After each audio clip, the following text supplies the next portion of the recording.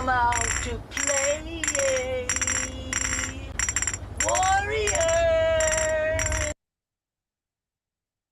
Ladies and gentlemen, this is the main event of the evening.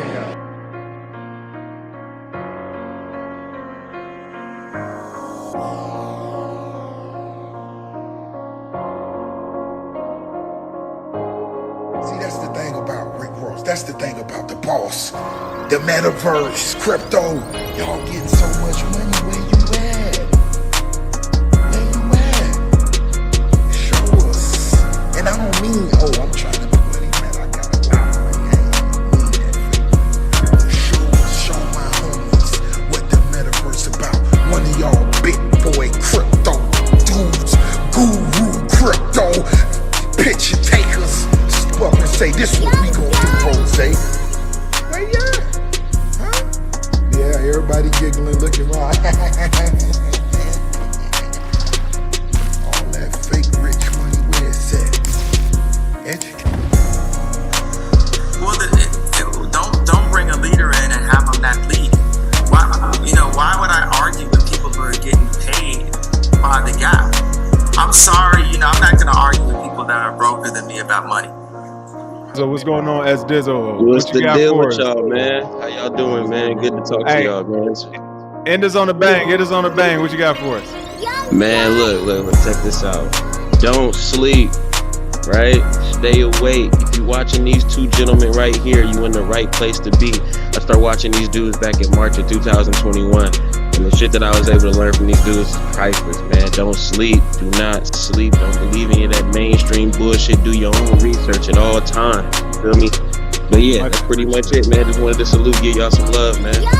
I appreciate it. Really quick, what are you looking for next year in the space? Honestly, I'm looking forward to motherfuckers leaving. Leave. There we go. Because y'all don't understand the technology. Get the fuck out. Stop talking about, oh, it's bad, we can't trust it. You don't know nothing about it. Leave, learn it, come back so then I can stack my bags up and sell you this 100K Bitcoin. You know what I'm saying? There we go. Hey, now that's the way to take us out. Hey, appreciate it, S Dizzle. Much appreciated. Hey, Happy New Year's to all the Warriors. Bitcoin say Happy New Year to you and yours. I'm going to see you soon, too.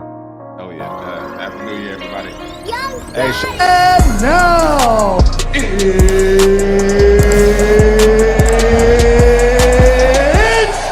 time! Yo. It's Crypto and Down. Shout out to the Crypto Rascals. Shout out to the Crypto Warriors watching. It's Asherelle here with Jams Jetson and the homie Blex. It's been a minute since we caught up with Blex.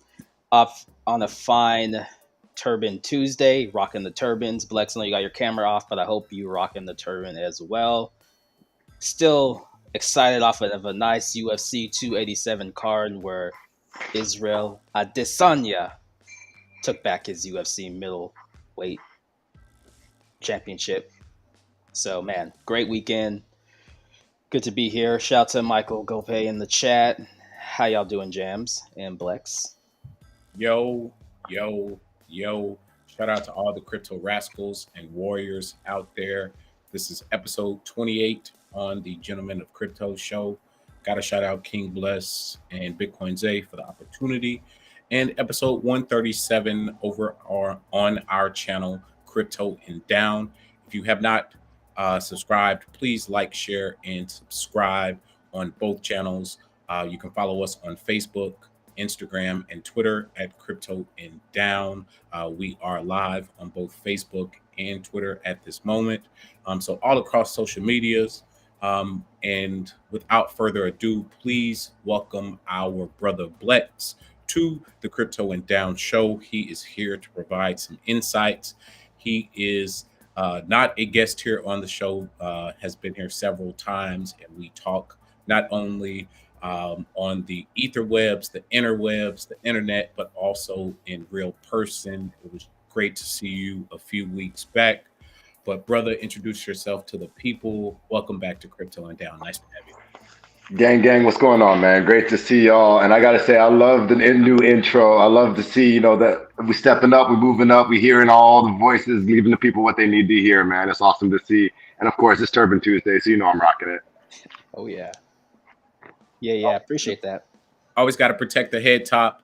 Blex is one of our brothers who goes way back, friends for well over a decade. We're getting old, so before we know it, we will be double decade friends. But we're here to talk crypto. If this is your first time tuning in, we start with the market, give you a little bit of analytics, then we'll touch on some top crypto stories of the day and work our way down the proverbial rabbit hole or wormhole, depending on if you are a biologist or a physicist. Now, we want to also highlight some of the current events that are happening in the world as we get further in the show. And Asherelle, you mentioned that big UFC fight, so we'll have to talk about that at the end of the show as well. Okay, we'll save it till the end because man, it was huge. Man. I don't want to get into it. Yeah. Get us so off we'll be here all week. Yeah, exactly. So we'll talk about it later on in the show. But I see about 30 people watching on the Gentlemen of Crypto show. So shout out to the audience. Shout out to Michael Golbey. We will be monitoring the comment section. So any thoughts, any questions, feel free to jump in. Blex is our resident Hex pulsechain ecosystem expert. So if there are any hexagons or people who have sacrificed for the pulsechain, any ICOSA, any hex derivative users out there, Blex is a great resource for you.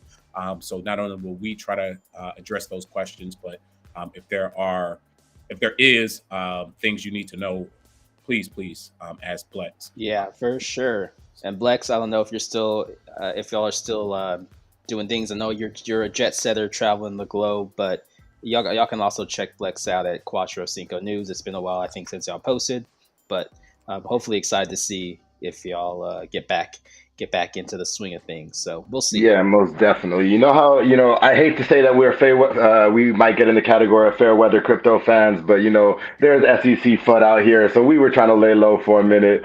I'm not trying to get caught up in all that, but at the same time, we know that the people deserve to learn, the people deserve to get the information. So we're going to keep doing that too. Yo, man, all I can say is Crypto and Down and Cuatro Cinco News. All we do is we just report the news. We're just a news show. We report the news as we see it. And provide insights and analysis to what's going on. So just current events, just current events. Exactly. This is a Web3 digital media company, and we are definitely doing everything above board. So shout out to Gary Gensler and his goons. Stay the fuck off my grass, Charlie. The GGs. Take Gary it away, Asherelle, whenever you're ready, man. Hey, man, the triple G's, Gary Gensler goons. Yes. We may have to put that on a t-shirt. For sure. Hey, I'll buy that. I know.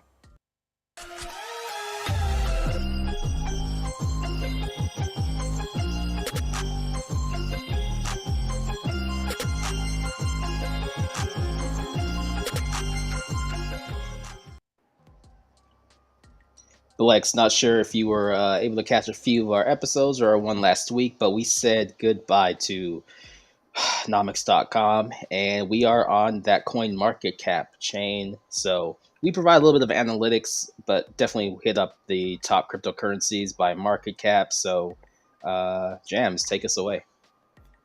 Yes, thank you so much for mentioning last week. If you did not tune in, we held a funeral for Nomics. We took them back and gave them a nice going away service. So check out episode 27 on the Gentleman Crypto or 136 on our channel. Just the first 5 minutes. Very enjoyable if you want to laugh. But let's talk about cryptocurrencies, the reasons why we're here. Global market cap as of today sits at $1.23 trillion, representing a little over a 0.5% decrease over the last day. But what's trending? Everybody's talking Bitcoin. Bitcoin has really done well over the last month, up about 37%, I believe, over the last month. So trending, big boy leading the block. Arbitrum If you are familiar, Arbitrum did recently have a airdrop. It is a layer 2 Ethereum solution, another trending coin, down almost 4% on the day. Taboo token, not even going to mention that shit coin, down 17.5%. Recently added coins, if you want to use the language per Bitcoin Zay, if you want to go dumpster diving, Movers token, Billionaires Pixel Club, and Elevate. Now, let's talk about Bitcoin. Bitcoin tried to get above that $30,000 level, now trading at 29,935, down 1% on the last hour, down 1% on the last day. But 7 days up almost 5%, and market cap above that $500 billion mark, sitting at $579 billion. Over 604,000 Bitcoin traded over the last 24 hours. But notice that circulating supply of 19,000 Bitcoin. We are inching closer to that max supply of 21 million Bitcoin. Understand that that is one of the most important factors in Bitcoin, is the permanent circulating supply and max supply of 21 million Bitcoin. Before we move further deep into the chart or our rankings, Blex, any thoughts on Bitcoin, what you've seen here in 2023, the end of the first quarter, just passing a nice run up in the last 30 days. What are you seeing on your side of the block? What do the people need to know? I mean, on my side, you love to see it, right? I've had a couple of friends, I've been gauging market sentiment as my way of figuring out, are we ready to go or are we not? And I had a good friend from, my real life fiat mining job that I have from the 9 to 5, who, he was deep down in the dumps, over the last couple of years. He couldn't get over the fact that he spent 5 ETH at $5,000 to buy a pixelated toad that he now has to sleep with himself every night thinking about that. And, I was talking to him a couple months ago about this. I asked him, is it a new moon or is this another bull trap? And he said, don't talk to me till we get to 30K. So I pinged him on the Slack channel yesterday and said, hey, was that number 30K, that still stand? And now we start to see, the threads coming back. And the moment that happens, it's a little bit too late. So he was telling me a couple weeks ago how he was really happy with his 4% interest in his long-term savings account and the new T-bill that he just bought. Now I know he hates the fact that that money's gone locked up and he can't get it back.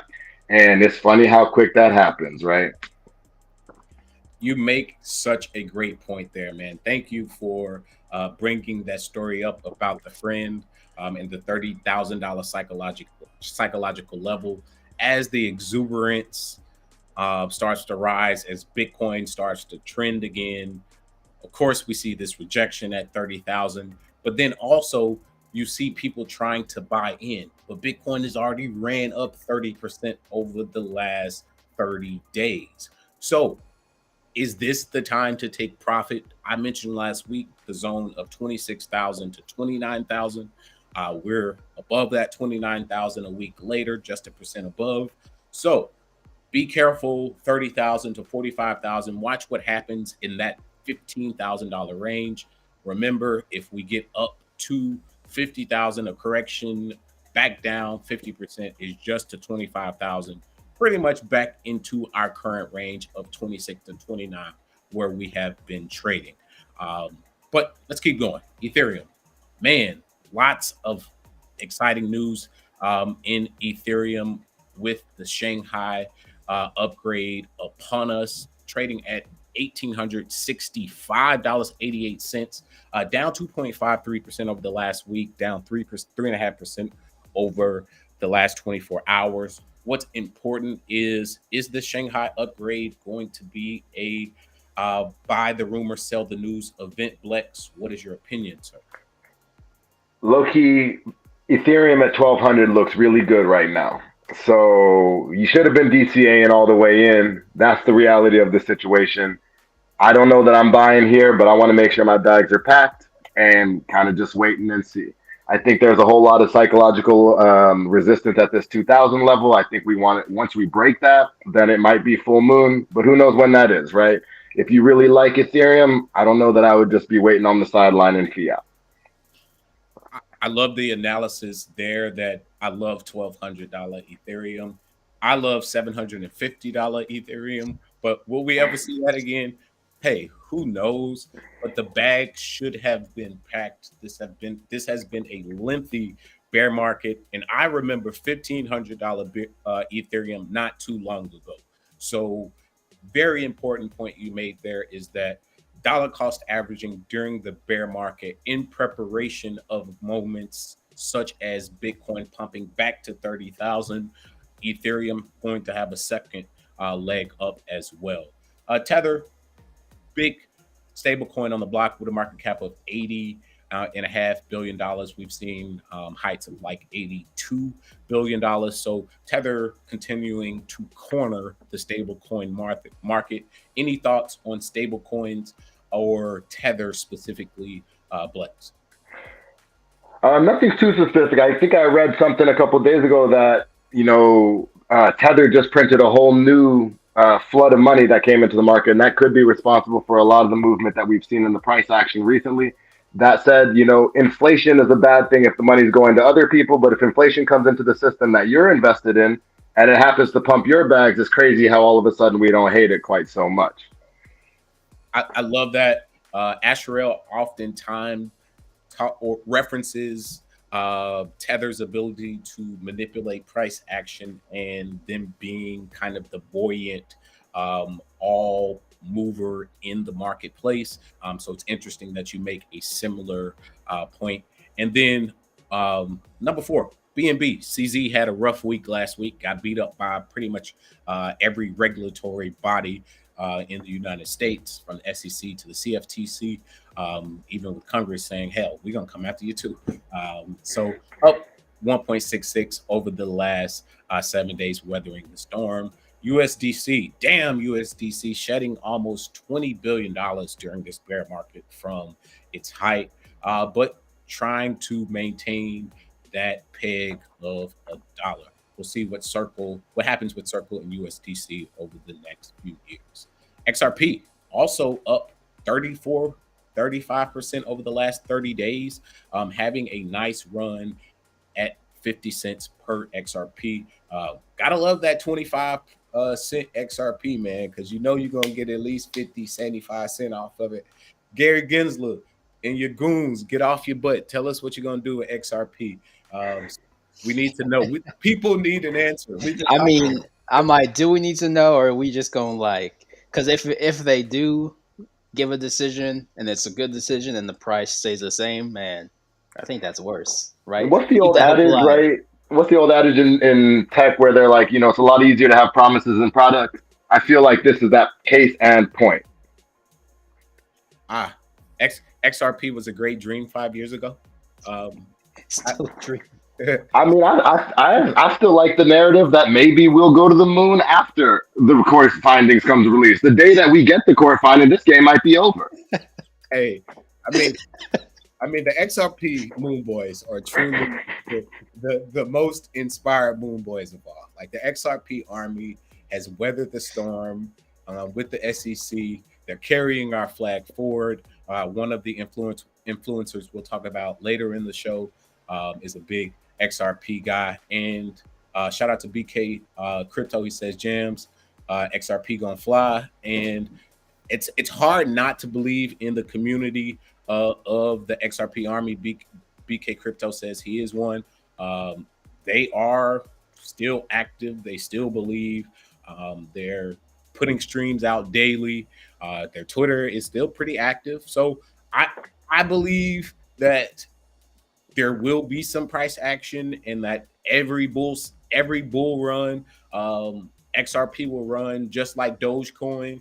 And it's like, why? It's because it has just that market sticking power. Now, if we were to look at the technology itself or the banker's coin narrative that was originally promoted, I'm not so sold on that. But hey, if I need a quick 5x in the bear market and a quick 6x in the bull, XRP will probably get that done for you. Cardano, much the same. What do you feel about the Cardano followers, Blex? Do you think the argument's similar for 6, 7, 8, 9, 10? shit.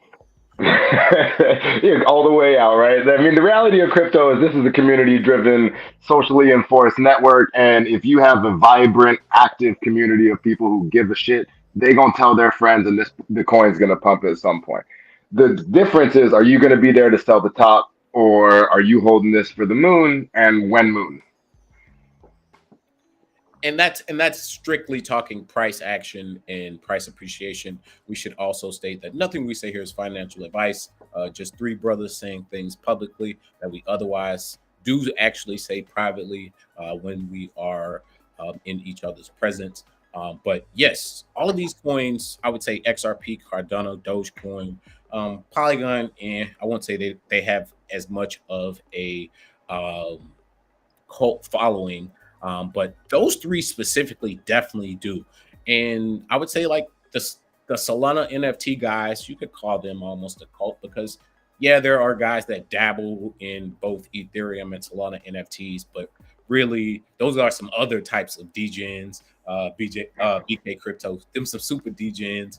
And Akeem Wrestling Machine 2012 says XRP has CBDC deals with other countries already, so the Bankers Coin narrative isn't so far off. No, it's not. It's not far off. But I'm not in cryptocurrency or if we want to say blockchains for CBDCs or to integrate back into traditional finance markets. I'm trying to break away from that system. So anything that's aiding and abetting that system is probably not something that I'm going to be putting my money into, but to each their own. Rounding out top 10, Solana, I saw pumping according to Decrypt earlier this week. Leading the altcoin charge is Solana. It's like, come on, man. Who the hell paid for that article? Let's just keep it 100. And then number 11, Polkadot, Gavin Wood, trading at $6.24 per coin. Any other thoughts on our quick top 10 market recap? Any other coins you want to call out? Shiba Inu, Avalanche, Hex. If we want to just pull that up so we can talk about that with 3 hexagons here, since it's not properly listed on Coin Market Cap with its 201 ranking, CZ. But yeah, any other things, y'all? Any other coins you want to guys talk about? Want to look at volume? Any other numbers? Yeah, before we get to Hex right quick, and as we get into this one, just checking out the volume. I wonder we can't. I have to figure out how to customize and filter. Maybe we can filter by. Say add filter. Let's do this one. Okay, here we go. By volume, kind of give us a better idea of what's the top volume. Tether, Bitcoin, Ethereum, Binance, True USD. Okay, that's one. That's an interesting stablecoin to watch and see how they evolve as things goes on. Because you usually hear about Tether, USD, C, and DAI, but not a lot about True USD. That actually leads me to a great question as we move into our quick Hex analysis. Blex, I've been seeing a lot of conversations surrounding DAI in the Hex community on Twitter. Have you seen some of this rumblings around DAI? And do you feel that DAI will be integral to the pulsechain ecosystem, and MakerDAO may have some influence as well? Any thoughts there? Yeah, I mean, I think it's a really fascinating conversation. I am not a DAI user. I'm not a DAI holder. But I do understand the utility of it being an algorithmic stablecoin and the idea that it is, split across multiple different holdings. And with that, you not only tether, for lack of a better term, to whatever the centralized entity wants to do. That said, I've seen also some new integration of LPs and liquidity pools that are now being provided in the Hex community to Hex and the DAI pair as well, which is a new conversation and one that is quite interesting. But on low key, I don't think stable coins are here to stay yet. I think they're going to require the blessing from the man above, and that man above is not here to bless your crypto. He's got his own agenda. So I'm not in crypto for stable coins. I'm in crypto for the coins to go up and to bring that money back to the real world. Okay, I actually think that's very important for the Hexicans out there and the Warriors to be aware of, is that when we are bridging or bringing value into the pulsechain ecosystem, what stable coins are you going to utilize, if any? I'm not also a holder of DAI currently, but how do you unramp and off ramp your value? Are you going to only transact in X cryptocurrency, or are you going to want to move that value from blockchain to blockchain, or are you going to want to move that back into a bank? How are you going to secure your profits are some of the questions that we should be asking ourselves. But look at Hex, fixed in the 201 spot, trading at 7 cents, down 10% over the last 7 days, down 10% in the last 24 hours. A lot of the Pulse Chain testnet version 3 excitement has worn off after a significant run up over the last 3 months. Easily could have got a 4x off of Hex if you had a bought at the beginning of the year and sold. So, hey, wouldn't have been mad to take $25,000 and turn it into $100,000 and be like, hey, Uncle Sam, take your taxes whenever the hell you want it, because Hex did present that opportunity. But once again, nothing we say here is financial advice. Just three brothers saying things publicly that we otherwise could say privately. BK Crypto says mixture, fiat, crypto, gold, land. However, the Warriors and Rascals decide to secure their well-being and financial future is ultimately dependent on your situation, your time horizon, your ability to add more capital. But always staying flexible in the market is important. I think one reason why we're Hexicans is because we do have long-term vision, and we ultimately are delaying gratification by mining Hex.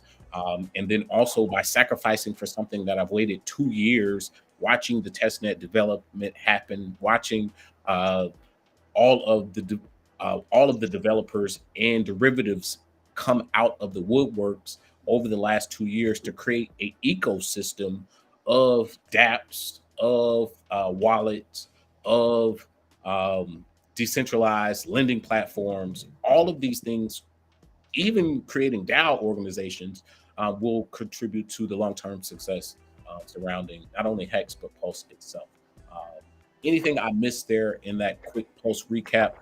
We can look. Yeah, go ahead. If I could just jump in, the one thing I think is really interesting I've noticed over the past week is, this Richard put out a tweet over the past week that there will be a testnet V4. And that was very poorly received by the community because he did say that testnet V3 would be the final thing. My only, maybe not advice, but word of caution is if you're playing the game trying to time Richard's tweets, I don't think that's a game that anybody should be playing. Crypto is, and Hex itself specifically, is a longer term conversation. If you are not interested in it in the longer term, I don't know that I would be trying to degen off of. Might as well go have a look at some of those new trending coins that just came out today. You will just get wrecked going back and forth, trying to pick whether or not Richard is going to be bullish or bearish today. I could not agree more. We've been waiting damn near 2 years. Trying to trade in and out of Hex and ride those pumps is absolutely something that I am not doing. And I just feel that we should continue to encourage the crypto rascals and warriors to not neglect their long-term view upon Hex and Pulse Chain based off of short-term gains. Ready to jump into our top stories of the day. But before we do that, Ashrel, do you want to get into Glassnode for a moment or anything else? No, we can skip to the stories. I'm gonna have to play around with Glassnode. If we wanted, we could take a look at Bitcoin active addresses, but Yeah, let's see if the active addresses have increased any over this recent pump. That would be the one metric I'd like to see just quickly before we get into our top story. all right, let's do that then. So if you take a look here, you can see the Bitcoin number of active addresses, broke it down by the month resolution. If we wanted to, we could look at it on the weekly to get a better sense, a little bit of an up closer time frame. If we go back to April 26th of 2021, we see probably that was the highest it was, or probably around here. Let's just say November 8th of 2021, where we had 5,155,091 active addresses, and then the price of Bitcoin was sitting at $65,342.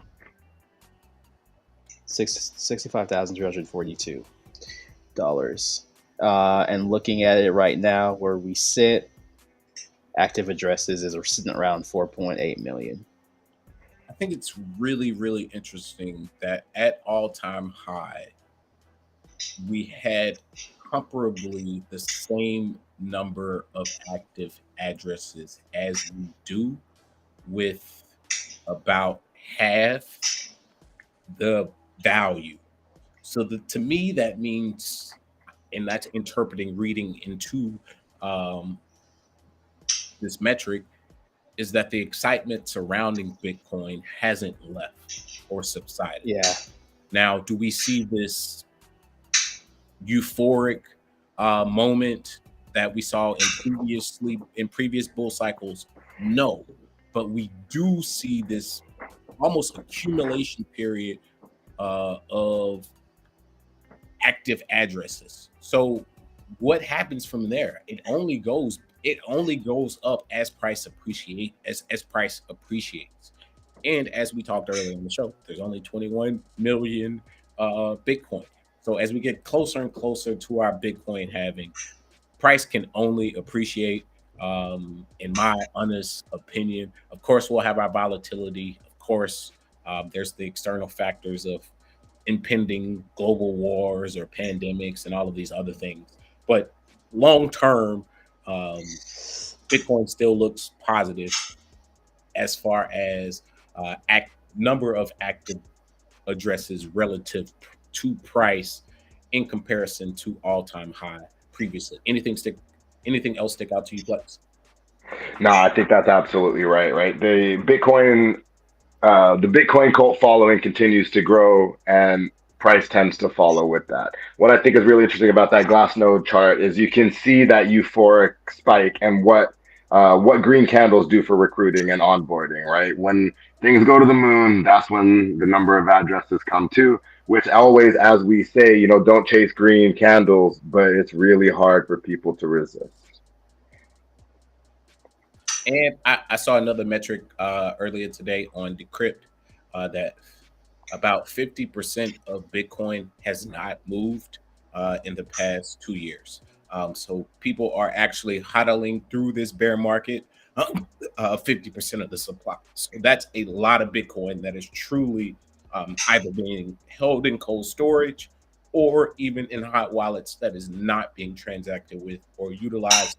So I actually am very bullish on Bitcoin, probably more so than I have ever been in the past 2 years. And I'm not talking about price, but I'm actually referring to safety and security in the current framework of the regulatory bodies in the United States. I feel that both Texas, Georgia, Arkansas, the Republican Party are all positioning themselves to be the pro-Bitcoin party in the upcoming elections. And that therefore makes Bitcoin a safe haven. It's like being a gun in Texas. You probably ain't got too much to worry about because nobody's going to come take your shit. That's a good analogy and why I am very bullish on Bitcoin and not so much on other altcoins as a hexagon, I know that may sound hypocritical, but I feel Hex is a DeFi product protocol that actually stands outside of the regulatory bodies and what they want to shove down our throats. So, Bitcoin gets bullish because, hey, they got the approval of the guns and the boys in blue, but my heart and my actual principles are with Hex. How do you feel about that, please? I mean, I echo that on all levels. And what's good for Bitcoin is what's good for crypto, right? You know, people might not agree with that, but it moves first, and it's the elephant in the room, but an elephant we all seem to like, right? So let's let it go to the moon. I ain't mad at that at all. Shout out to Akeem Wrestling Machine 2012. He says, if it's too political, don't respond. Too bad, man. This is a live show. This is live, direct, and uncut. We don't read anything before we talk about them.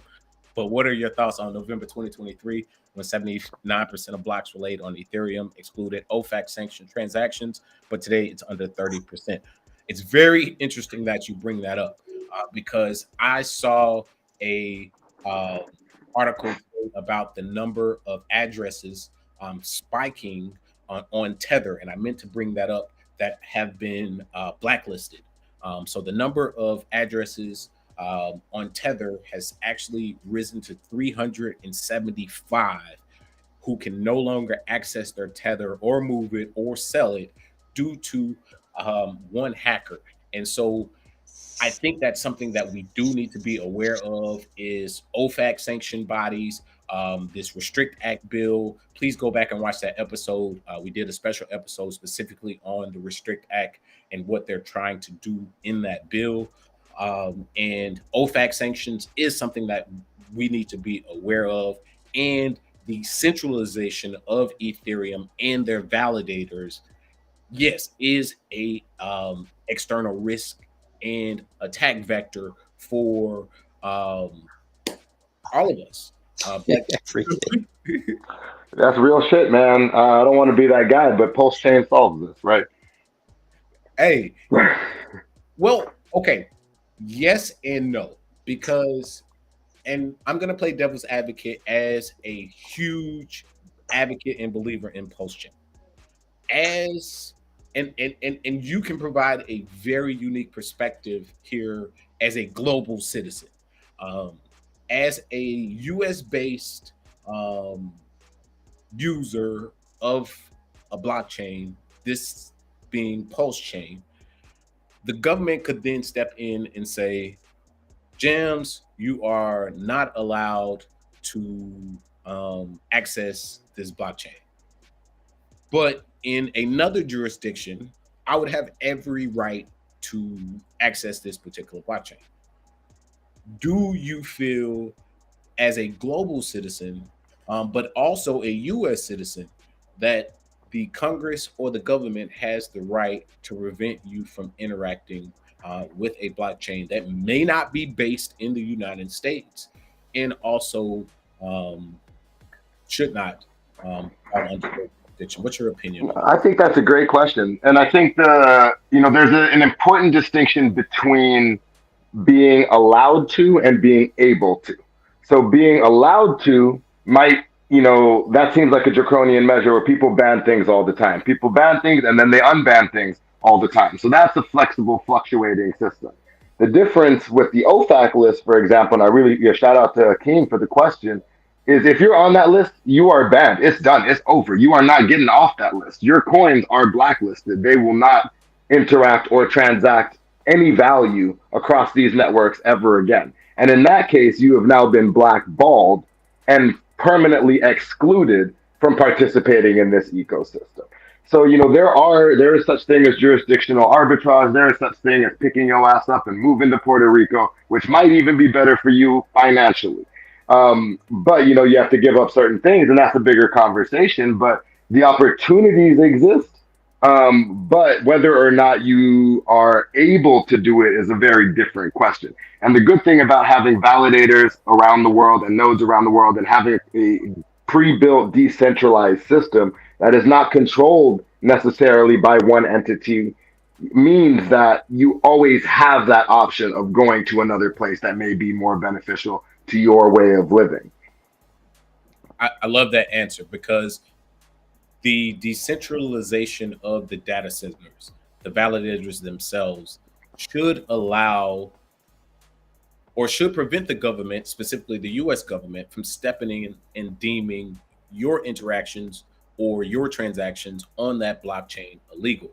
The government should actually stay in their arena, and allow you to use your money as you see fit. And should you ultimately lose that money as a reasonable, sound minded adult, having been taxed on that money already and having reported any gains made on that money, go on about your business. However, this is where the Republican Party is making leaps and bounds on the Democrats, especially coming into 2024, is this specific argument: who is going to regulate the finances of the American people? Will they allow the common man to choose how they spend and transact with their currencies? Any other before we keep going, brother? Yeah, absolutely. So the one biggest takeaway I have, I remind you that Bitcoin has been banned multiple times. Yep. 10, 20, 50 times. And in fact, that's bullish for a price. The second part of that is, not only is it banned, the bigger question is, what are the measures that the government will put into place to actually stop that from happening? So a simple statement that says it's illegal is one thing, but to ban, an account that has had any action or transactions with the blockchain from being able to transact in the real world, that is a much more severe draconian measure. Now, should they take that approach, I think we have a very different set of conversations here. And we also probably have a lot more people up in arms, kicking and screaming about the fact that they've been forced out of whatever their own free will. So I think that's a much more risky political move for anybody who's willing to make that statement. But I am not living under a rock or going to assume that nobody's going to try it at some point. I could not agree more. I do not trust Joe Biden or Jim Crow Joe and his administration. I do believe that they are quietly trying to eradicate Bitcoin, Ethereum, and other altcoins such as Hex, pulsechain, Cardano, XRP. And if they can't do that, then we will all be paying tithes to the SEC, CFTC, as Gary Gensler and his goons, Triple G and them, do believe that the Howey test, a rule that was made up before most of our grandparents were born, actually still applies in 2023. But hey, this is why we have the ability to vote here in the United States. And even if they want to deem VPNs illegal, or if they want to deem the ability to Zoom, the ability to use your cell phone, the ability to trade peer-to-peer, or pay for a mango at the market,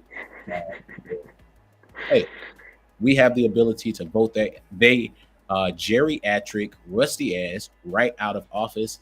And so I think we all should remember the privilege of doing so moving forward. But please like, share, and subscribe. We're 45 minutes into Crypto and Down. We're going to take a quick break before we jump into our top stories of the day. But shout out to everybody out there in the comments section: Michael Golpe, Akeem, BK Crypto, Ray, 3RP, XRP. Told you, man, XRP Army always rolling deep, bro. D'Artagnan, representing for the Hexicans. We rolled the deepest, though, man. We always outside.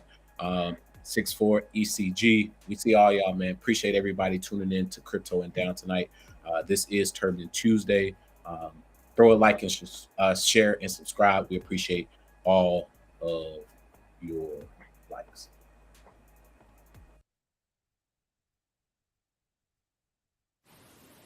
Hit the like button. Hit the like button. 2,000 likes, 3,000 likes. Hit the like button. Hit the like button. I like you like it. I know you like watching. Hit the like button. Hit the like button. Biotech will smack your head.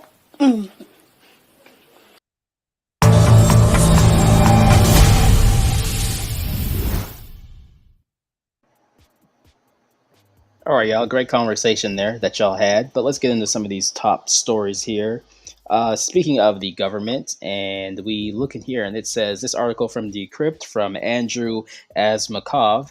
Bitcoin miners will have same rights as data centers, says new Arkansas bill. Should it pass, the bill states that discrimination against crypto mining businesses would be prohibited in Arkansas. Shout out to them, I guess. The new bill aimed at regulating Bitcoin mining in Arkansas has been approved by both the House of Representatives and Senate and is now awaiting Governor Sarah Huckabee Sanders' signature. The Arkansas Data Center Act of 2023 seeks to establish guidelines for Bitcoin miners and protect them from discriminatory regulations and taxes, guaranteeing that firms have the same rights as data centers. Continuing on, proposed on March 30th by Rep. Mick McClure and co-sponsored by Arkansas Senator Joshua Bryant, Republican, the bill quickly garnered support from state legislators. The legislation acknowledges the economic value of data centers, recognizing that they create jobs, pay taxes, and provide general economic value to local communities. Data centers, quote, digital currency and blockchain technology are legal in all 50 states, and the guidance for future industry growth is needed in Arkansas to protect Arkansas from fraudulent business practices, reads the document. While the bill mandates that crypto miners must pay applicable taxes and government fees using acceptable forms of currency and must operate in a way that does not strain the public electricity grid, it also specifies that the Arkansas government cannot impose unique requirements that are different from those imposed on data centers. Quote, discrimination against digital asset mining businesses is prohibited, states paragraph 14.1505 of the bill. The state of Arkansas has pulled off a surprise victory and become the first nation to pass the, quote, right to mine Bitcoin bill in both the House and Senate. Satoshi Act Fund and CEO and co-founder Dennis Porter commented on the news. Want to hear y'all thoughts on this, but and we talked about this before, Jams. I'm like, yo, if they can say you have the right to do something, they can also say you don't have the right to do something. To me, it's like this is what I feel, right?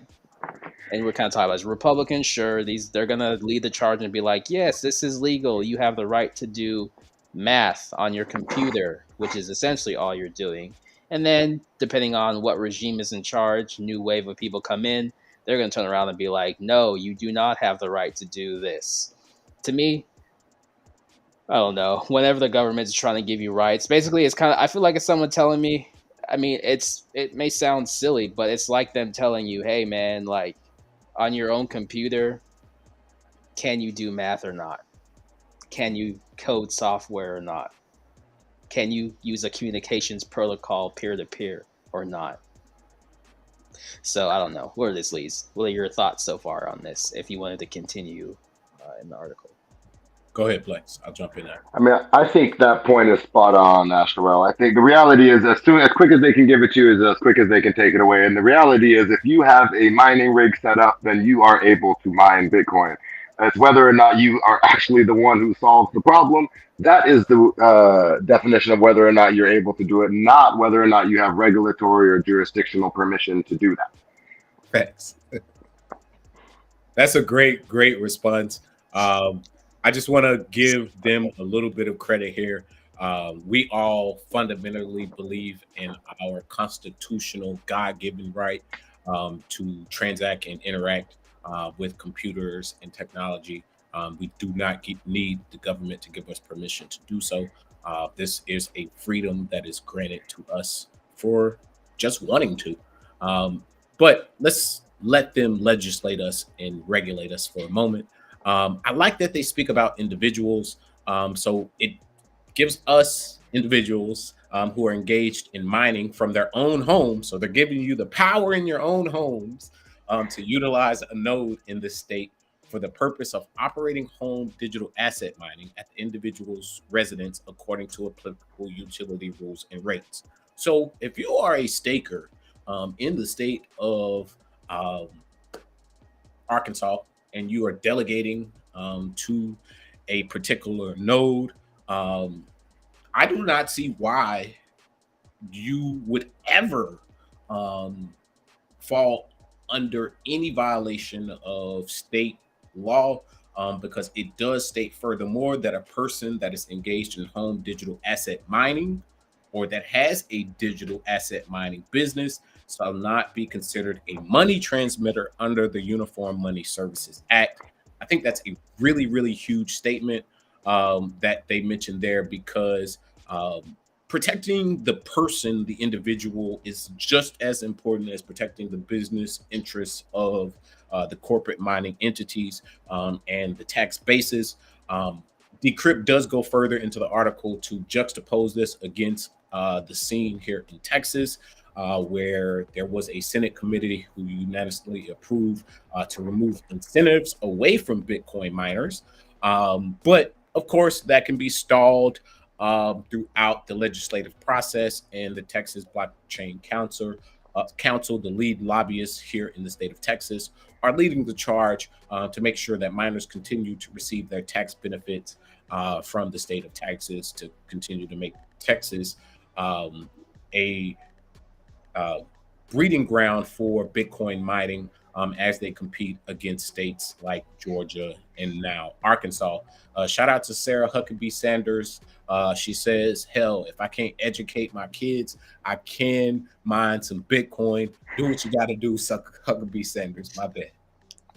Well, yeah, we'll see if she signs that. I think the whole money licensing guidelines and regulations laid out, that's kind of what's holding back the crypto space, honestly. And there's still a hammer out there that they could bring down on the entirety of DeFi, potentially, not even talking about securities, but just money licensing, whether it's like smart contracts and things like that. But I think we may have to go through, I guess, a little bit of, I don't know what you say, just like dark times before maybe those regulations from FinCEN change to allow people to, in crypto, to not be treated as like money transmitters. But that's probably far ways away. That kind of juxtapose that with how states are kind of trying to set up their own ways of doing things. So maybe they will come to a head when we have like the federal government and FinCEN kind of taking on being sued by states who want to do certain things, allow their the people who live there and their citizens to do certain things. So I think that's interesting. I think the whole what's interesting is DeFi is a national security threat. I saw the headline. I don't know if you saw this, Jams or Blex. I can't remember exactly who said it, but quote unquote DeFi is a national security threat according to some people in the government. I think you make a really, really good point. Before we jump into our next story that I want to respond to, what happens when Miami Coin becomes a target of the SEC? How does the SEC go after the mayor of Miami? And say the Fed says we want to release our CBDC. But Gavin Newsom's like, fuck that. I want to release my CBDC, the California coin. And Ron DeSantis is like, fuck both of y'all. Ain't no Florida coin coming out. I'm going to shut down the Miami coin and kick the SEC out. What does actually happen when there is infighting amongst regulatory bodies and state and federal agencies? And then you are a decentralized entity just sitting on the sidelines watching them duke it out. Yeah. I guess whichever the government accepts, or the battle will be what is going to be accepted for tax purposes by the federal government or maybe your local government, right? That's where, if you want people to use something, make it I mean, from my side, it feels like if you have competition, you will get a better product for end users. So if they want to duke it out, somebody's going to have more incentives for us all to adopt their Fed coin, whatever iteration of Fed coin that is. Now, there's a whole crop of people who don't want anything to do with that Fed coin. But the reality is, at some point, whether it's Miami coin or California coin, if they give you 35% tax break to use that coin instead of the other one, I know a lot of people who will just bite the bullet and go ahead and do that. Hey, I agree with you, but according to Joe Biden's general explanations of the administration's fiscal year 2024 revenue proposals, hell no, we not taking you through 226 pages of his budget proposal. But one key thing in there is crypto miners may soon be liable for a 30% tax on their electricity expenses if Biden's budget proposal that was introduced back on March 9th is enacted. So why does he have a 226-page budget? Because he wants to make sure that y'all don't see that page 190 modernized rules include those for digital assets. We'll drop that into the chat for all the rascals and warriors out there to quickly take a look at. But on page 190 is where they do reference cryptocurrency and digital assets. They wouldn't have put that in the first 10 pages either, right? Hell no.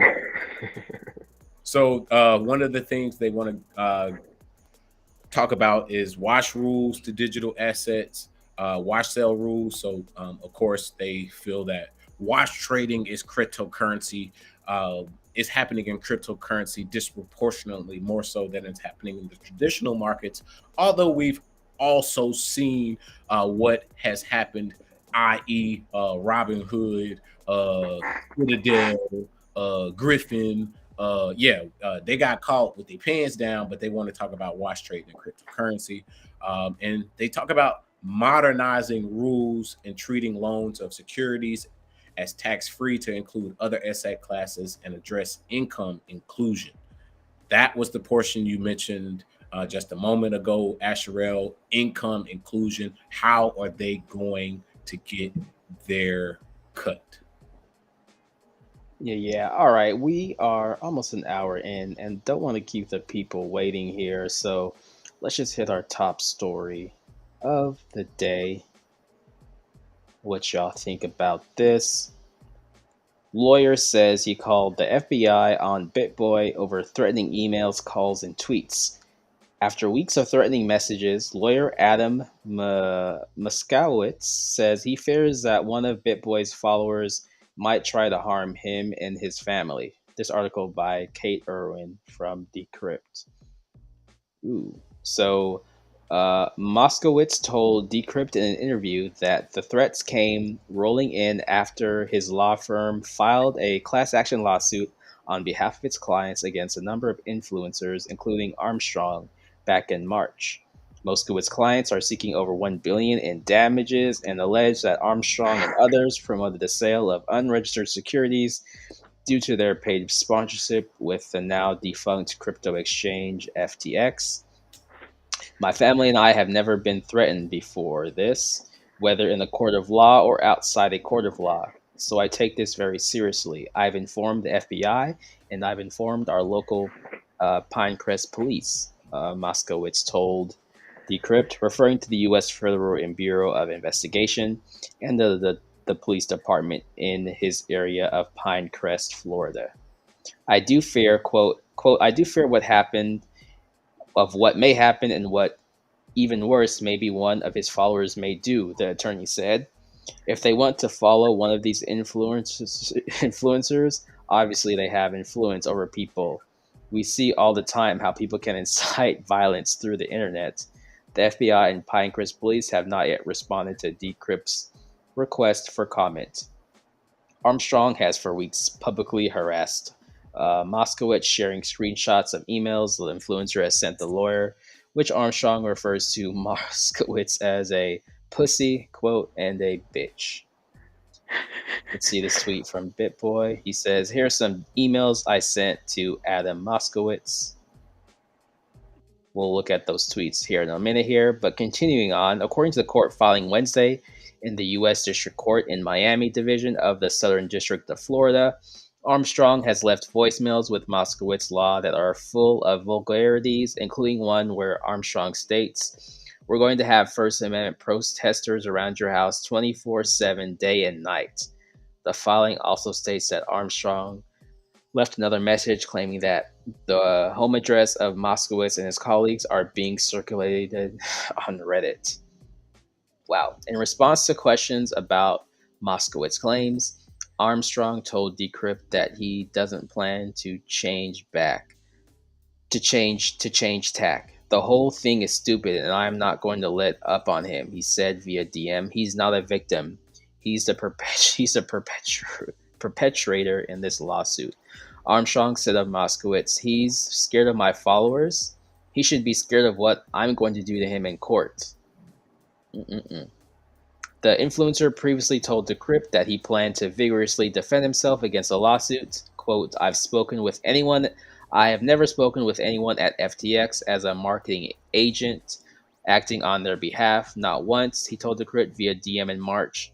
Quote, so the allegation against me are 100% false, and it will be extremely easy to provide evidence of this. Armstrong reiterated today that he never did any paid promotion for FTX and claims he warned his followers about the exchange 2 months before its collapse. "By the time this is over, people are going to realize I should have won a medal for saving people from FTX," he said. Moskowitz said that the behavior from other influencers in the lawsuit compared to Armstrong has been night and day. He said, quote, "I filed thousands of class action lawsuits over the past 30 years. Moskowitz said, "I have never had a defendant act anywhere near Armstrong's conduct. None of the other influencers have said a word to us," he added. Wednesday's court filing also claims that Armstrong evaded being served legal papers while continuing to make daily violent threats towards undersigned counsels and plaintiffs. This is according to Moskowitz. Armstrong countered the invasion claims with a tweet arguing that the legal summons were initially sent to the incorrect address in Arizona, while Armstrong and his office are based in Georgia. Wednesday morning, the Moskowitz law firm included a link to a video it said is proof of Armstrong finally accepting service of the lawsuit. Shame. Shout out to the comments section. Michael Gopi says such threats and behaviors are terrible for crypto. Too many stories to tell says Bitboy has always been a pump and dump scammer. But let's let Bitboy speak for himself before we give any opinions on him or this situation. Fuck you. I received this paperwork. I love it. I'm going to bury you. I don't think you understand how misled on the situation you are and how wrong. You're going to find out and you're going to pay, bud. Let's go. Hey. Hide your children, hide your wife. Bitboy is throwing expletives out over cryptocurrency and lawsuit. Things are getting real out in these nerd streets. I remember Bitboy was swatted a few months ago by some asshole. Then Bitboy was flying to Puerto Rico, or excuse me, the Bahamas, to chase down Sammy Bankman-Fried. Now he's saying F-bombs to lawyers. Lawyers are calling the FBI saying, "I'm scared of this guy and his followers." Guys, calm down. Before we get out the tiki torches and our Hawaiian shirts, let's calm down for a moment. We don't need to get to such irrational activities. Now, get back to going to the Hawks games. What else does Bitboy like to do? Drive his Lambo, go to church, play Madden games with his family. I enjoy his show. It's actually a pretty good show. I really think he's not that bad. You don't have to take his advice. I think it's more of the community around Bitboy. It's some funny guys in there. It's more of your beginner level crypto type show. But come on, man, we got lawyers with 30 years of experience, boosters at the University of Miami, calling the FBI on Bitboy, feeling threatened. Bitboy saying FUs publicly. Come on, he's a family church guy. Kendra D say he may have relapsed. What a thing to say, but hey, when I was reading that, speculate on that. Shout out is to this Bitboy, man, for saying he's been sober for such a long time, man. I'm not. are they setting up Bitboy right now? Say Is what? this payback? Is this payback on Bitboy by the The system? This is just bear market shit, man. Is this redacted payback on Bitboy? This is shenanigans, man. You know, when your stream numbers go down, you need something to talk about. You need something to do. He recently partnered with Stake. You know, Drake also partnered with Stake, and he says that he might put some money into Hex. You know, I watched the stream this morning. I'm glad he's not drinking as many Bang energy drinks, but that's about all I got to say about the dude. I mean, just chill out, man. Don't be sending FUs and wilding out for no reason. It's a $1 billion lawsuit, but obviously, if you don't have any checks with Sammy Bankman-Fried, don't have it. Damn, man, just let them do their thing. Go on about your business.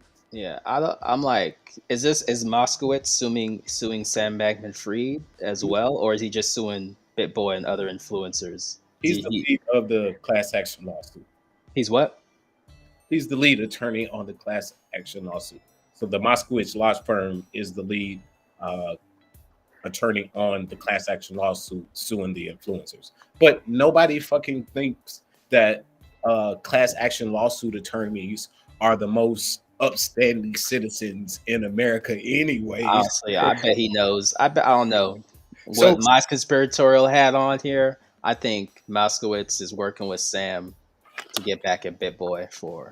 No, man, Moskowitz is just like literally I don't want to call him the scum of the earth, but literally the guy who says, "Oh, I'm going to class action sue this company. I'm going to class action sue this company. Let me see how many people I can get together on this for this thing," and then give them like $30 a piece, and then he takes like fucking $4 million home, or $5 billion, as his website says that he has recovered almost $5 billion. So think about what his split over that $5 billion is. So of course, this is great marketing for his firm. This is great marketing for Bitboy, but anything more than that, probably not.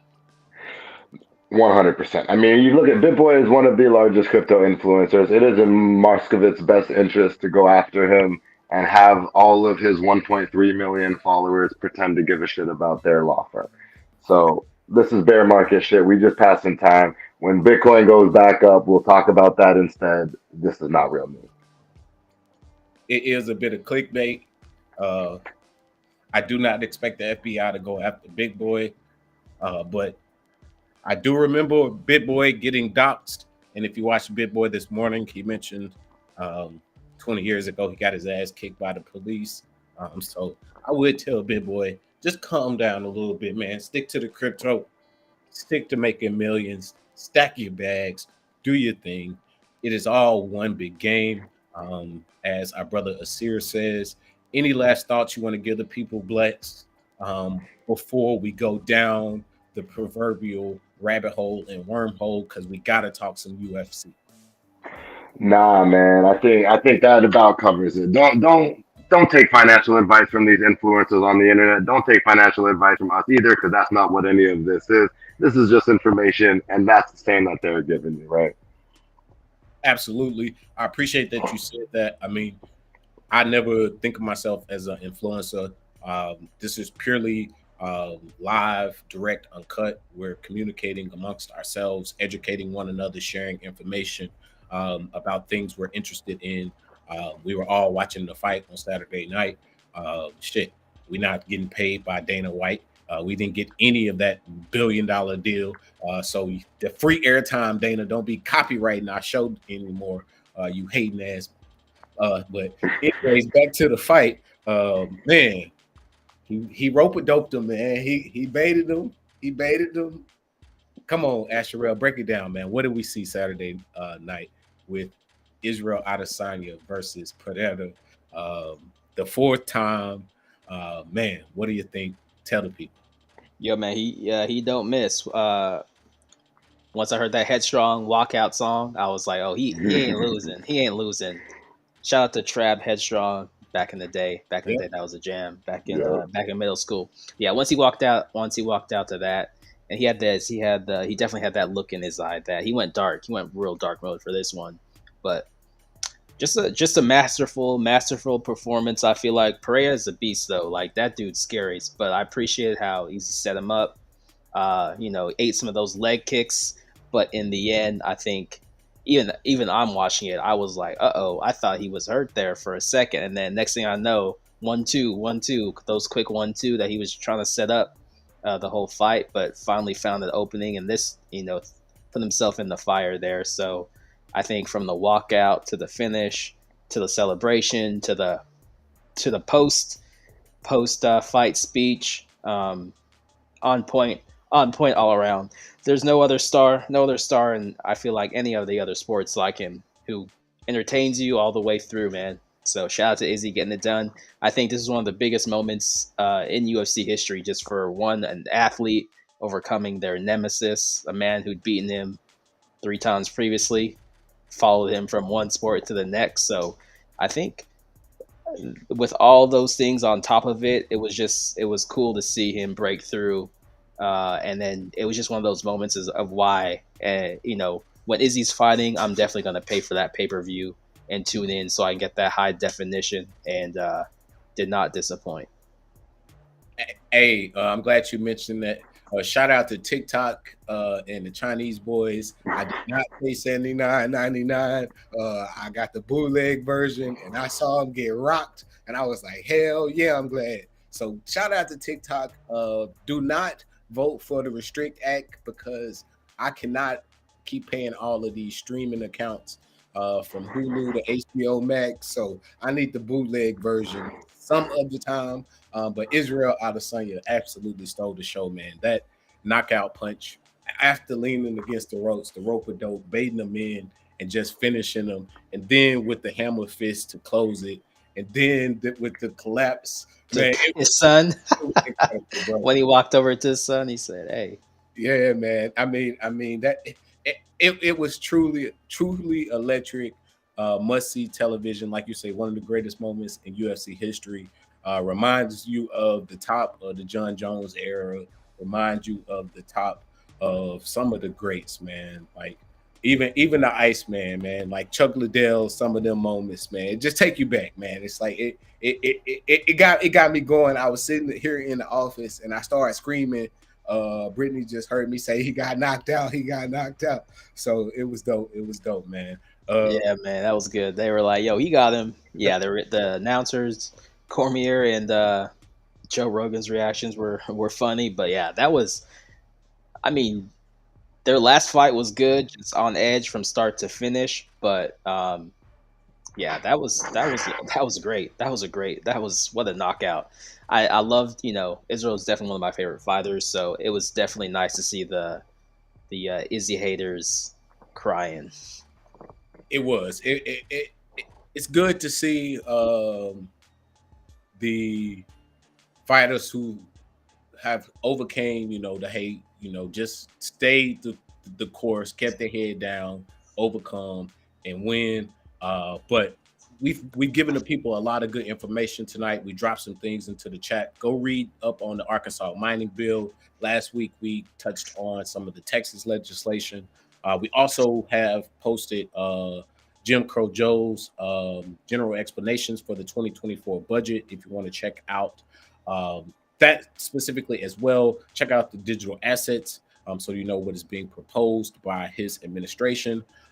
We've told Bitboy, calm down, bro. You and Adam Moskowitz over there gang banging for no reason. Throw your hood up, XRP gang, Hexicans, throw your hood up.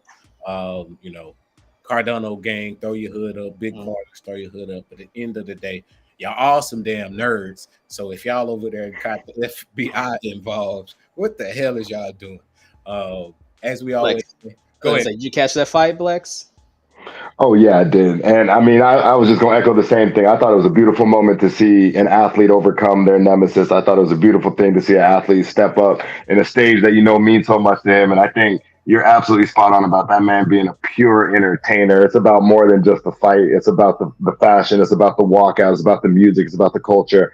And it's real that man understands that, there is a branding exercise that everybody should take note of with Israel Adesanya. Yeah, man, a lot, and we'll leave here, but that's why when I listen to a lot of these fighters talk about, I want more money, I'm just like, yo, bro, you're not entertaining. Nope. I go watch somebody fight. I watch people fight on Twitter all the time. Like I scroll through on the For You section, entertain me, bro. And you gotta, So it's just like, yo, if you want to see how to do the whole spiel, entertain people, you don't have to be the most interesting person, but it's just like, at least be compelling in some sense.